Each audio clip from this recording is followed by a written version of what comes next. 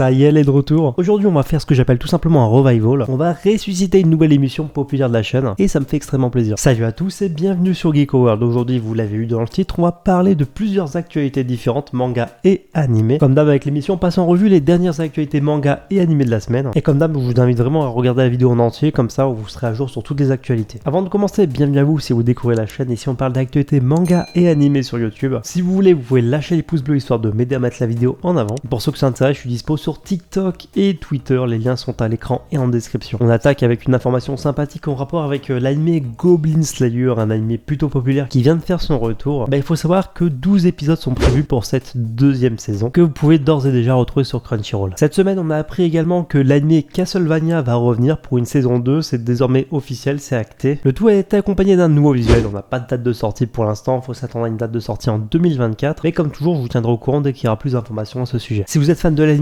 logiquement vous êtes déjà au courant, mais l'anime Tokyo Revenger saison 3 a donc commencé sa diffusion avec son tout premier épisode. C'est toujours sur Disney Plus que ça se passe en France, et d'ailleurs, petit tips pour ceux qui n'arrivent pas à voir les épisodes, activez vos comptes en plus 16 ans, enfin en tout cas compte adulte, parce que si vous avez vos comptes en enfant entre guillemets dans les paramétrages, vous verrez pas les épisodes de Tokyo Revengers. Donc activez bien en adulte et vos épisodes apparaîtront. Voilà pour la parenthèse. Et donc cette troisième saison qui adaptera l'arc Tenjiku est prévue en 13 épisodes. Alors je sais que ça fait réagir du monde parce que 13 épisodes c'est pas beaucoup par rapport au nombre de tomes qui sont adaptés. Mais bon, moi je fais que relayer l'information qui est officielle encore une fois. Ça vient directement en fait de l'annonce des Blu-ray et DVD japonais. À mon avis niveau rythme ça va être soutenu. Il faut s'attendre peut-être à une quatrième et dernière saison par la suite. Autre gros animé qui a fait son retour, c'est Spy Family qui est arrivé avec sa deuxième saison, ça y est, ça a commencé à l'heure où je vous parle. Faut savoir que là aussi, Spy Family est listé avec 12 épisodes pour l'instant, donc ça sera une saison beaucoup plus courte que la précédente qui avait été divisée en deux cours différents de 12 ou 13 épisodes, je sais plus exactement, j'ai un doute. Pour ceux que ça intéresse, il y a la saison 2 de l'anime chouchouté par l'ange d'à côté qui a été annoncée il y a seulement quelques heures au moment où je tourne cette vidéo. Il y a même un visuel qui a été partagé. L'anime Undead Unluck a enfin commencé sa diffusion et à l'heure actuelle, il n'y a aucun distributeur en France officiel qui a justement communiqué à ce sujet. Donc pour l'instant, si vous voulez voir légalement, c'est tout simplement impossible l'épisode. Après forcément, comme toujours, il y a toujours des fansubs un petit peu comme à l'époque là qui ont pris en charge le projet. J'ai aucun nom à vous fournir malheureusement. Mais il y a quand même des sources assez intéressantes qui évoquent tout simplement que l'anime arriverait d'ici quelques temps sur Disney Plus en France. Ce qui serait pas étonnant parce qu'aux États-Unis, etc., c'est sorti sur Hulu. Hulu, c'est un média qui appartient, c'est une plateforme qui appartient à Disney. Et souvent en fait, ce qui sort sur cette plateforme aux États-Unis arrive chez nous sur Disney Plus. Donc c'est quasi certain que ça arrivera. C'est juste une question de temps, comme la première saison de Bleach où c'était un peu catastrophique à ce niveau-là. L'information a également été confirmée par un membre de l'équipe du Cri du Mochi, c'est un podcast et une émission